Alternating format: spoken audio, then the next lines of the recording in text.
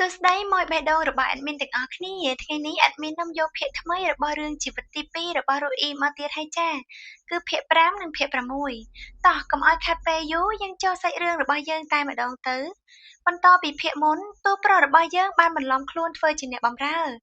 ដើម្បីនាំយកបណ្ដាការមកផ្ទះរបស់តួស្រីអ្នកបម្រើរបស់តួស្រីក៏អញ្ជើញឲ្យអ្នកទាំងអស់គ្នារួមទាំងតួប្រុសអង្គុយសម្រាកបន្តិច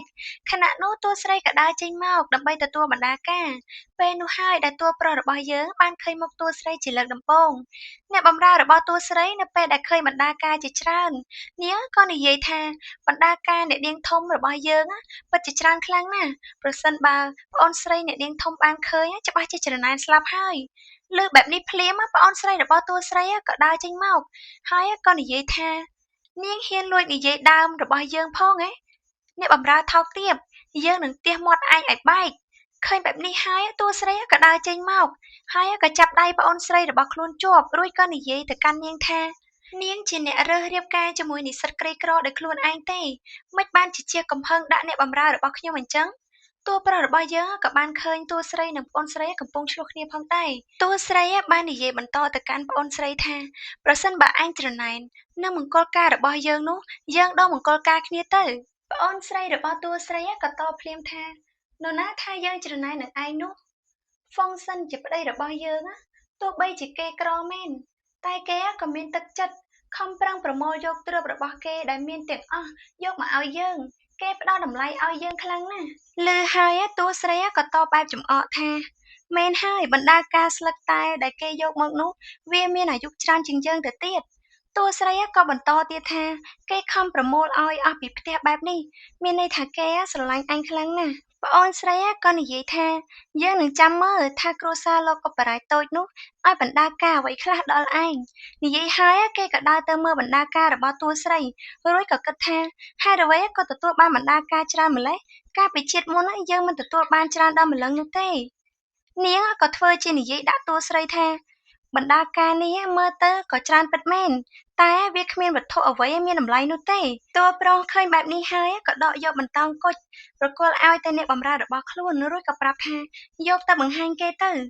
ប្អូនស្រីតួស្រីក៏បន្តនិយាយទៀតថាគ្រួសារលោកអបរាជតូចយកបណ្ដាការអន់គ្មានតម្លៃបែបនេះគ្រាន់តែຕົកបោកកូនស្រីឥតខាន់ស្លាដូចជាឯងនោះទេអ្នកបម្រើរបស់តួប្រុសក៏ដើរចូលមករួចនិយាយថាមុននឹងនាងតនអ្វីនាងមិនដឹងទេថានៅក្នុងនោះមានរបស់សំខាន់និយាយហើយគេក៏ធ្វើជាលើកយកត្បូងគុជចេញមកក្រៅ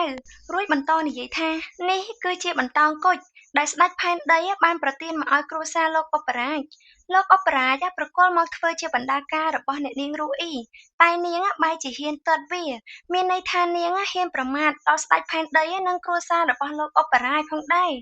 នាងសមតែស្លាប់ទាំងពូជឃើញបែបនេះហើយម្ដាយចុងរបស់តួស្រីក៏ដើរចេញមករួចនិយាយថាសុំទោសផងនេះគ្រាន់តែជារឿងយល់ច្រឡំរបស់កូនស្រីខ្ញុំទេសូមអធ្យាស្រ័យផងឪពុកតួស្រីក៏ដើរចូលមករួចក៏ទះកំភ្លៀងប្អូនស្រីរបស់តួស្រីមួយកំភ្លៀងហើយនិយាយថាឯងឆាប់ទទួលទោសភ្លាមឯងត្រូវតែលូតជង្គង់សុំទោសនៅវិហារដូនតាមួយយប់អ្នកបម្រើតួប្រុសក៏ក្លួចក្រឡេកមើលទៅមុខតួប្រុសឃើញថាតួប្រុសមិនទាន់ពេញចិត្តរួចក៏ធ្វើជានិយាយកូនរបស់លោកប្រមាថដល់ស្ដេចផែនដីនិងគ្រួសាររបស់លោកអបរាជបែបនេះ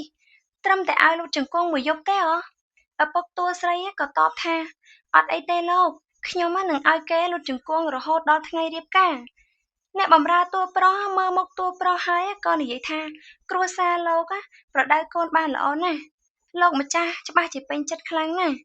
និយាយរួចហើយក៏ប្រគល់ត្បូងគុជទៅឲ្យតួស្រីតួប្រុសនិងអ្នកបម្រើក៏ដើរចេញមកតួស្រីឃើញដូច្នោះក៏ដើរមកតាមរួចក៏និយាយថាលោកអបរាជតូចខ្ញុំសូមប្រគល់ត្បូងគុជឲ្យទៅលោកម្ចាស់វិញតួប្រុសឮហើយក៏សួរទៅកាន់តួស្រីថាហេតុអ្វីក៏នាងដឹងថាជាខ្ញុំ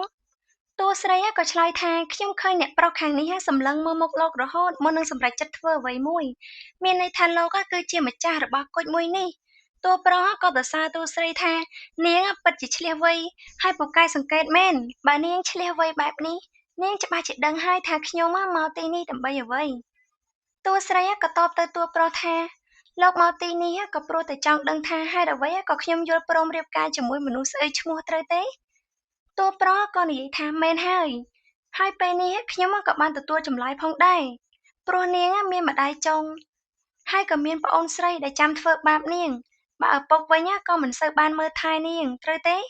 តួស្រីញញឹមរួចក៏ប្រគល់ត្បូងគុជទៅឲ្យតួប្រុសវិញតែត្រូវតួប្រុសនិយាយថារបស់ដែលខ្ញុំបានឲ្យទៅនាងហើយខ្ញុំមិនអាចយកមកវិញទេពួកយើងចាំជួបគ្នានៅថ្ងៃទទួលកូនក្រមុំចុះនិយាយរួចក៏ដើរចេញទៅរឿងក៏បានកាត់មកប្អូនស្រីរបស់តួស្រីដែលបានទទួលទោសនាងខឹងនឹងតួស្រីខ្លាំងណាស់នាងក៏និយាយថា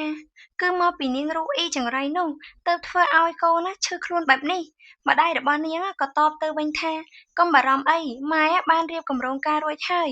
បើថ្ងៃនោះនាងទៅមិនទាន់ពេលវេលាល្អទេច្បាស់ជាគ្រួសាររបស់គេមើលងាយជាមិនខានកាត់មកដល់ថ្ងៃទទួលកូនក្រមុំអ្នកបម្រើតួស្រីព្យាយាមបើកទ្វារនិងស្រែកហៅឲ្យអ្នកខាងក្រៅបើកតែគ្មានអ្នកណាបើកទ្វារឲ្យនោះទេពេលនោះតួស្រីនិងម្ដាយក៏ដើរមកដល់អ្នកបម្រើក៏ប្រាប់ថាអ្នកនៅខាងក្រៅបានខាំងទ្វារមិនឲ្យយើងចេញទៅក្រៅបានទេអ្នកនាង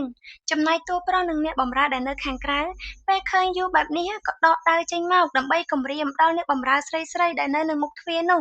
ឲ្យបើកទ្វារឲ្យប៉ុន្តែអ្នកបម្រើនោះបានបដិសេធថានេះជាផ្ទះរបស់កូនស្រីលោកមិនអនុញ្ញាតឲ្យកូនកំលោះជួបមុខកូនក្រមុំមុនទេស្របពេលនោះដែរតួស្រីរបស់យើងដែលនៅខាងក្នុងក៏បានទាញយកបថៅមកកាប់ទ្វារទម្លុះចេញតែម្ដងសាច់រឿងរបស់យើងក៏បានស្លេះនៅត្រឹមនេះឯងអ្នកទាំងអស់គ្នាអញ្ចឹងនៅចាំជួបគ្នានៅវគ្គក្រោយណា